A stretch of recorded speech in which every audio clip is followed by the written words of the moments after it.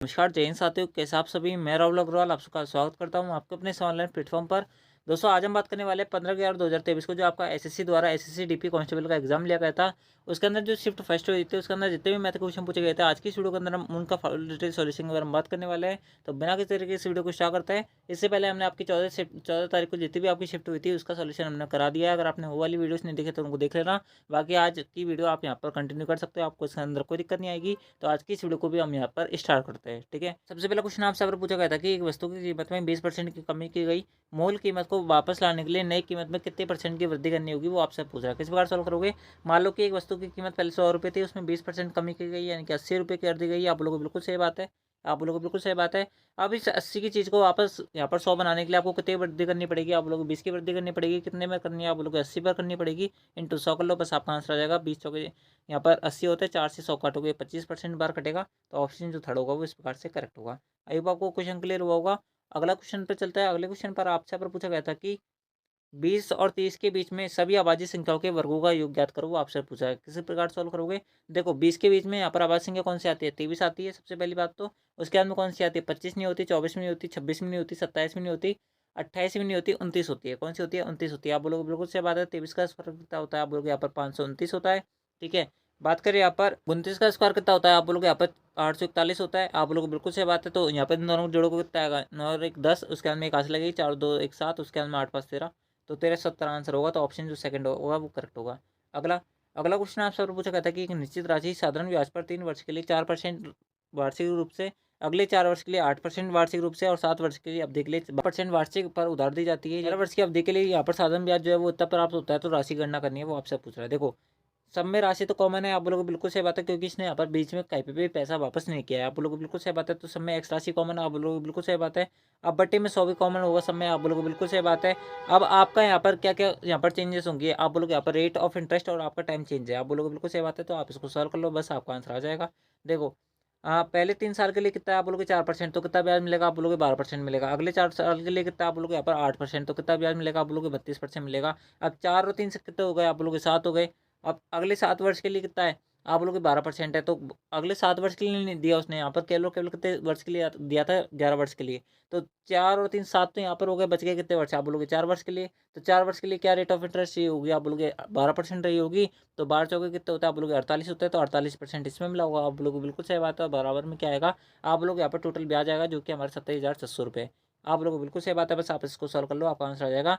बात करें यहाँ पर 48 12 60 होता है, 60 प्लस यहाँ पर 32 92 हो जाता है। कितना हो जाता है, 92 हो जाता है। तो इंटू 92 कर दो, बस आपका आंसर आ जाएगा। आप 23 से काट लो, 23 चौकी 92 होता है। उसके बाद में 23 से कम 23, उसके बाद में 23 दूनी 46। कितने बार कटेगा, ये कितने बार कटेगा, 3 बार कटेगा। तो 300 यहाँ पर आएगा, 300 इंटू 100 यानी कितना आ जाएगा, 30,000 आ जाएगा। तो ऑप्शन जो 4 होगा वो करेक्ट होगा।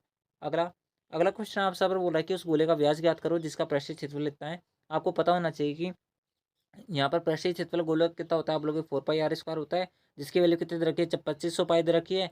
बस आप इसको सॉल्व कर लो, आपका आंसर आ जाएगा। पाई से पाई कट गया, 4 यहाँ पर काटो मत इसको, r² बराबर कितना आ जाएगा, आप बोलोगे यहाँ पर 2500/4 आ जाएगा। ठीक है, अब इसको काटोगे 25 बार कटेगा, तो 25 का स्क्वायर यानी कि r की वैल्यू कितनी आएगी, आप बोलोगे 25 आएगी। 25 का दुगना पूछ रहा है तो 50 आंसर होगा। ठीक है, अगला बिल्कुल बेसिक बेसिक सा क्वेश्चन है, कुछ ही नहीं क्वेश्चन के अंदर। अगला क्वेश्चन आपसे बोल रहा है कि यदि 20 सेंटीमीटर त्रिज्या के एक ठोस गोले को समान त्रिज्या के 8 ठोस गोलाकार गेंदों में डाला जाता है, तो प्रत्येक गेंद की त्रिज्या याद करो। देखो किस बार सॉल्व करोगे। 20 सेंटीमीटर त्रिज्या वाला एक ठोस गोला है जिसका आयतन क्या होगा, आप बोलोगे 4/3।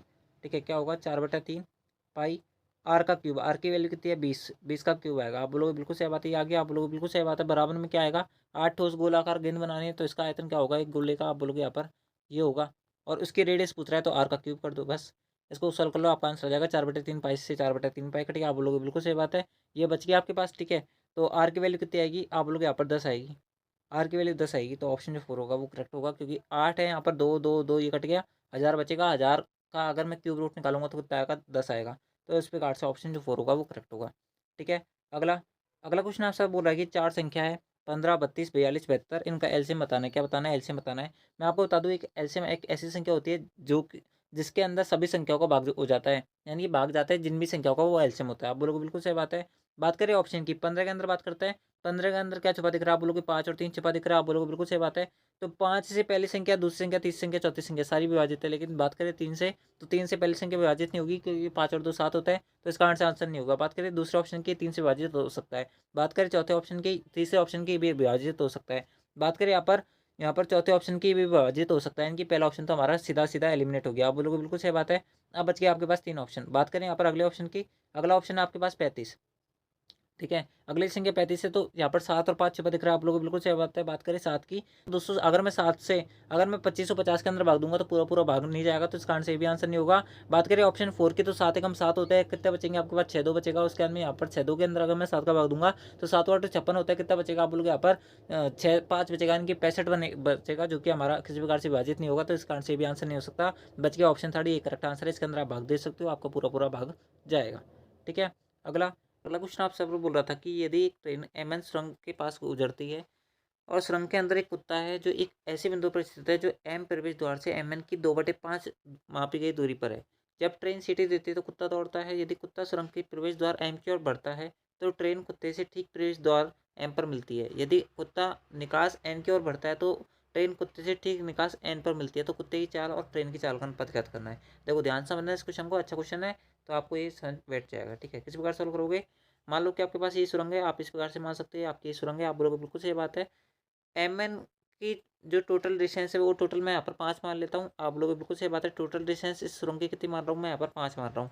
ये एम जो है इसका यहाँ पर इनिशियल पॉइंट है, यानी कि यहाँ पर स्टार्टिंग पॉइंट है, यानी कि एंट्रेंस पॉइंट है, और एन जो है वो इसका एग्जिट पॉइंट है, आप लोग बिल्कुल सही बात है। कुत्ता जो है वो 2/5 मापी गई दूरी पर है, टोटल दूरी 5 है, तो यहाँ पर कुत्ता किस पॉइंट पर होगा, आप लोग यहाँ पर 5 की 2 की डिस्टेंस पर होगा, आप बोलोगे बिल्कुल सही बात है। और बची डिस्टेंस कितनी है, आप बोलोगे 3 है।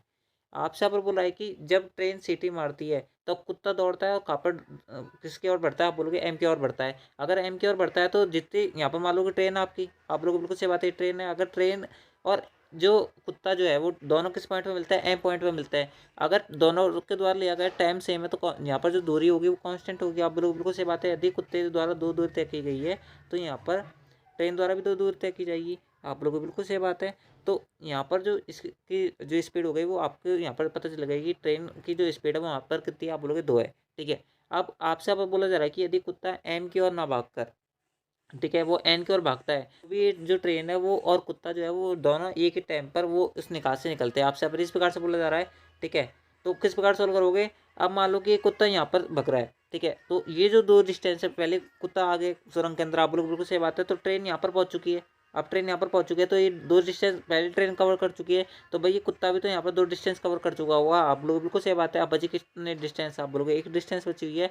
तो कुत्ते के द्वारा कितनी डिस्टेंस तय की गई है, आप बोलोगे 1 डिस्टेंस तय की गई है, जबकि जो ट्रेन है उसने तो पूरी सुरंग पार किया, आप बोलोगे बिल्कुल सही बात है।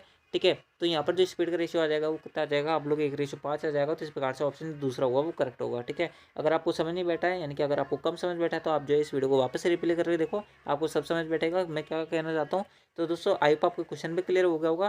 ठीक है, तो दोस्तों चलते हैं आपका अगले क्वेश्चन पर। क्वेश्चन आपसे पर बोल रहा है कि एक वस्तु की कीमत 2 वर्षों में 25% बढ़ाई जानी है। इस वर्ष कीमत जो है वो 120 रुपये से बढ़कर यहाँ पर 140 हो गई। बताइए अगले वर्ष में कितनी वृद्धि की जानी चाहिए। देखो, यानी कि आपका जो वर्तमान में प्राइस था वो कितना था, 120 था, एक साल में कितना बढ़ा, 140 बढ़ गया। बढ़ाना कितना है, इसका 25% बढ़ाना है, यानी कितना बढ़ाना है, 1/4 बढ़ाना है, यानी कितना बढ़ाना है यहाँ पर 30 बढ़ाना है, यानी कितनी संख्या होनी चाहिए 2 साल बाद, आप लोगों की 150 होनी चाहिए। वो कितनी गई है अब तक, आप लोग यहाँ पर 140 हो गई, कितनी और बढ़ेगी, आप बोलोगे 10 और बढ़ेगी, कितने पे बढ़ेगी, आप लोग 140 पे बढ़ेगी, इंटू 100 कर दो बस, आपका आंसर आ जाएगा। 1 0 से 1 0 कट गया, 7 बार कटेगा, ये कितने बार कटेगा, 5 बार कटेगा। 50 के अंदर अगर मैं 7 का भाग दूंगा तो 7 7 49 होते हैं, तो 1.1 कुछ आएगा। ठीक है, तो ऑप्शन जो फोर्थ है वो करेक्ट है, सॉरी ऑप्शन जो थर्ड होगा वो करेक्ट होगा। अगला, निम्नलिखित में से कौन सा सबसे छोटा अनुपात है वो आपको बताना है, कुछ नहीं करना, सबका भाग देके चेक कर लो। बात करें 17:25 के, सबसे छोटा अनुपात बताना है, इस बात को ध्यान रखना। 17:25 का, 7:21 का, उसके अंदर रखा 15:20 का, उसके अंदर रखा आपको यहाँ पर 21:25 का। बस देखो 25 जिसके अंदर भी दे रखा है इंटू 4 कर दो ऊपर नीचे और 100 का भाग दे दो। 17×4 = 68, इसकी वैल्यू आएगी 0.68। आप लोग बिल्कुल सही बात है। बात करें इसकी तो 1/3 आएगी जिसकी वैल्यू आएगी 0.3333 इस प्रकार से आएगी। बात करें 15/20, 15/20 क्या होता है, आप बोलोगे यहाँ पर 3/4 होता है। 3/4 के अंदर यहाँ पर भाग दूंगा तो कितनी बार जाएगा, 0.75 का अराउंड आएगा। ठीक है, बात करें 21/25 की तो 21 चौक कितने होता है, 84, 0.84 आएगा।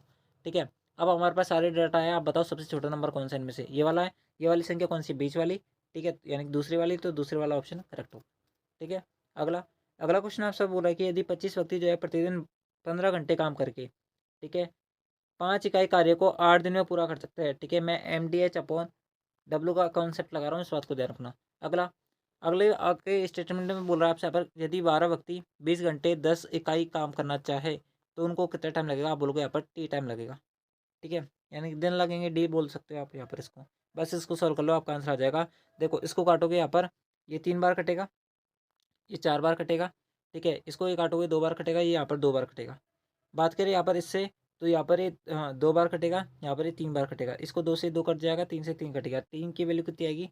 टी बच गया, यहाँ पर 25 बच गया, तो टी की वैल्यू कितनी है? आप बोलोगे 25 है, तो ऑप्शन जो सेकंड होगा वो इस प्रकार से करेक्ट होगा। अगला क्वेश्चन आपसे और बोल रहा है कि मीरा ने 10% छूट देने के बाद में एक बैग बेचकर 5% का लाभ अर्जित किया। यदि बैग का अंकित मूल्य इतना है तो क्रय मूल्य कितना होगा? कुछ नहीं करना। देखो जब भी लाभ होता है हमेशा हमेशा किस पर होता है? आप बोलोगे कॉस्ट प्राइस पर होता है। आपको अंकित मूल्य दे रखा है 1050 पर। ठीक है, कि हमेशा जो छूट दी जाती है वो अंकित मूल्य पर दी जाती है। तो 10% छूट दी तो कितनी दी होगी? आप बोलोगे 90/100 में बेची होगी। आप बोलोगे बिल्कुल सही बात है। यहाँ पर फायदा कितने का हुआ है? आप बोलोगे 5% का फायदा हुआ है, यानी कि 105/100 में कर दो।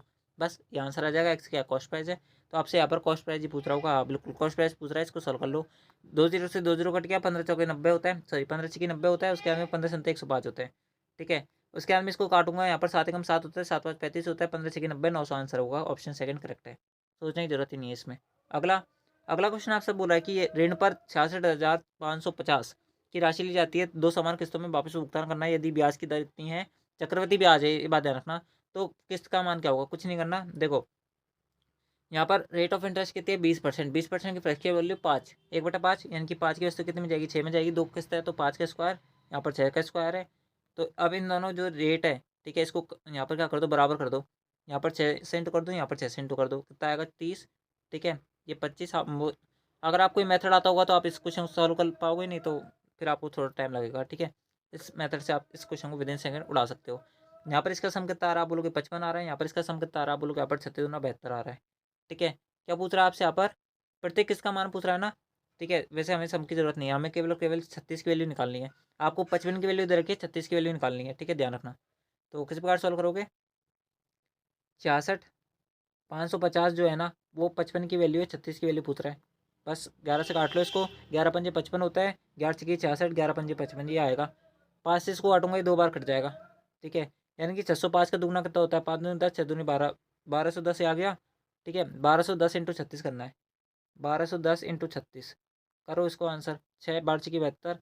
उसके बाद में कितना बचेगा आपके पास? यहाँ पर 3, उसके बाद में आएगा आपके पास 12 36, कितना आएगा? 6 5 7 6 13, उसके बाद में 4 और 1 0 बात ये वाली थी, तो कितना आ जाएगा? 43,560, ये आंसर होगा। ठीक है, तो ऑप्शन जो थर्ड होगा वो इस प्रकार से करेक्ट होगा। आई होप आपको क्वेश्चन क्लियर हुआ होगा। ये जो क्वेश्चन है ज़्यादा अच्छा रहता है इस प्रकार से मेथड से सॉल्व करने पर। आई होप आपको क्वेश्चन पता होगा। अगला क्वेश्चन आपसे बोल रहा है कि इनका औसत बताओ।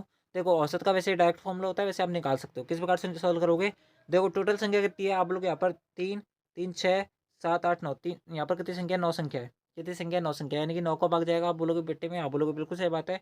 अब देखो यहाँ पर इन सबका सम करके आप यहाँ पर औसत निकाल सकते हो, या फिर डायरेक्ट फॉर्मूले से निकाल सकते हो। मेरे सामने आप जो है सम निकाल के भी कर सकते हो। मैं छोटे छोटे समय सबके मैं बता देता हूँ। 9 का स्क्वायर कैसे होता है? 8 का स्क्वायर 64 होता है। इन दोनों को जोड़ेंगे कितना आएगा? 5 8 से 14, 145 हो गया। 7 का स्क्वायर 49 होता है।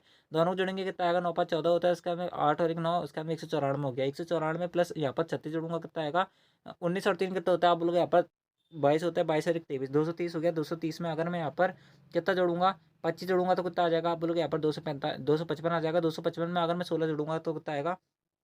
ठीक है, जोड़ सकते हो अगर आपको फॉर्मूला नहीं पता है तो। ठीक है, 55 और 16 कितना होता है? 55 और 15 कितने हो जाते हैं? आप बोलोगे यहाँ पर 70 हो जाते हैं। 70 की 71, यानी कि कितना आ जाएगा? 271 आ जाएगा। 271 प्लस 9 जोड़ूंगा तो कितना आएगा? आप लोग यहाँ पर 280 आएगा। 280 प्लस 5 जोड़ूंगा तो कितना आएगा? 285 आएगा। कितना आएगा? 285 आ गया। ठीक है, कितना आ गया? 285/9 आ गया। यहाँ पर 3 से काट लो, 3 3 9 होता है। उसके बाद में 3 3 नाम 27 होता है। उसके बाद में कितना बचेगा? 3 5 15 होता है। इसका भाग दूंगा तो कितने आ जाएगा? 31 3 कितने होता है? आप लोग यहाँ पर 93 होता है कि 31 3 कितने होता है? आप लोग 93 होता है। 93 और 2 बट्टा ये आएगा आंसर, बस। ठीक है, अगर आपको यहाँ पर फॉर्मूला भी नहीं पता और आपकी यहाँ पर स्पीड अच्छी है, ठीक है, जोड़ने करने की, तो आप तब भी इस क्वेश्चन को अच्छे खासे टाइम में बना सकते हैं। इनकी केवल केवल 10 से 12 सेकंड के अंदर आप इस क्वेश्चन को बना सकते हो। ज़्यादा से ज़्यादा 15 सेकंड लग जाएंगे बस, इससे ऊपर नहीं लगेगा। अगला 256, 136, 436 का HCF बताना है। HCF क्या होता है? जिस संख्या का सभी जितनी भी संख्या है जिनका भी वो HCF हो उनका भाग चल जाए। आप बोलोगे बिल्कुल सही बात है। बात कर लेते हैं ऑप्शन की। बात करें 12 की। 12 के अंदर क्या छिपा दिख रहा है? 12 और 3। ठीक है, सॉरी 4 और 3। क्या छिपा दिख रहा है? आप बोलोगे यहाँ पर 4 और 3 छिपा दिख रहा है। तो 4 का सब में डिविजन वाला बात करें 3 की, तो दोस्तों आपको हाईएस्ट कॉमन फैक्टर बताना है। तो हाईएस्ट सबसे पहले हमने ये उठाया है। बात करें 3 की, तो दोस्तों ये 3 से विभाजित है कि पहली संख्या आप बोलोगे नहीं है, तो इसका आंसर नहीं होगा। ठीक है। बात करें दूसरे ऑप्शन की, दूसरे ऑप्शन से सारी संख्या आपकी विभाजित हो जाएंगी। बात करें 8 से, तो 8 से के लिए आपके यहाँ पर लास्ट की तीन तीन संख्या जो है वो 8 से विभाजित होनी चाहिए। बात करें यहाँ पर पहले ऑप्शन की, तो 8 3 24 पहली संख्या विभाजित हो जाएगी 8 से। बात करें दूसरे ऑप्शन दूसरी जो संख्या वो भी विभाजित हो जाएगी। बात करें तीसरी संख्या की, विभाजित नहीं होगी, तो इसका आंसर नहीं होगा। बात करें 2 की, 2 आंसर नहीं होगा, क्योंकि इससे बड़ा नंबर जो है वो 4 मिल गया है, तो ये आंसर होगा। ठीक है, इसलिए हम दूसरे को चेक नहीं करेंगे। अगला and last and final question, I hope आपको क्वेश्चन दिख रहा होगा। आपसे और बोला है कि यदि मलय 300 प्रति किलोग्राम की दर से अमरूद खरीदता है और उन्हें 25 प्रति 100 ग्राम की दर से बेचता है, तो उसे लाभ या हानि परसेंट बताना है 2 दशमलव तक। देखो 300 रुपये के 1 किलो, ठीक है, इस दर से उसने खरीदे 25 रुपये प्रति 100 ग्राम। तो 1 किलो कितने का बेच रहा होगा? आप बोलोगे यहाँ पर 250 ग्राम, 250 रुपये में बेच रहा होगा। आप बोलोगे बिल्कुल सही बात है। 300 की चीज़ अगर आप 250 में बेचोगे तो कितना का लॉस है? आप बोलोगे 50 का लॉस है। कितने पर? आप बोलोगे 300 पर इंटू 100 कर लो, बस आपका आंसर आ जाएगा। 2 जीरो से 2 जीरो कट गया। 3 का भाग अगर मैं 50 में दूंगा तो कितने बार कटेगा? आप बोलोगे यहाँ पर 16 48 होता है, यानी कि 16 पॉइंट के समथिंग आएगा। आप काट सकते हो। वैसे 16 आ गया, उसके अंदर में 6 की सीरीज चलेगी, तो 16.66 लिख सकते हो। इसके अंदर लॉस है आपको। ठीक है, प्रॉफिट है ही नहीं है, तो प्रॉफिट वाला ऑप्शन कट गए। ऑप्शन जो सेकंड होगा वो करेक्ट होगा। ठीक है, तो दोस्तों इस प्रकार से ये था आपके यहाँ पर एसएससी डीपी कांस्टेबल की 15 नवंबर 2023 की जो आपकी शिफ्ट फर्स्ट हुई थी, उसके अंदर जितने मैथ क्वेश्चन पूछे गए थे मैंने आपको बता दिए। आई होप आपको सारे क्वेश्चन समझ में बैठे होंगे। एंड दोस्तों अगर आपको ये वीडियो पसंद आए तो इस वीडियो को लाइक जो करें। बात करें पीडीएफ की, पीडीएफ आपको टेलीग्राम चैनल से मिलेगी। अगर आपने अब तक डाउनलोड नहीं किया पीडीएफ, तो डाउनलोड कर लेना। आपको इसी चैनल के डिस्क्रिप्शन बॉक्स के अंदर हमारे टेलीग्राम चैनल की लिंक मिल जाएगी। आपको उसके अंदर कोई दिक्कत नहीं आने वाली है। एंड दोस्तों उसके अलावा हमने वहाँ पर आपकी ब्लैक बुक, ठीक है, ब्लैक बुक की और आपकी जो करंट पब्लिकेशन की जो आपकी इंग्लिश की यहाँ पर प्रैक्टिस सेट आता है, उसकी भी हमने बुक की पीडीएफ डाल रखी है। अगर आपने उसको विजिट नहीं किया तो उसको विजिट कर लेना एंड दोस्तों डाउनलोड कर लेना ई बुक को, जिससे आपकी तैयारी में आपको यहाँ पर और हेल्प मिलेगी। ठीक है, तो दोस्तों आज की इस वीडियो के अंदर बस इतना ही। मिलता है आपके नेक्स्ट आंसर की वाली वीडियो के अंदर। जब तक ले जय हिंद, जय भारत, जय Hindustan. Thanks for watching. Thank you.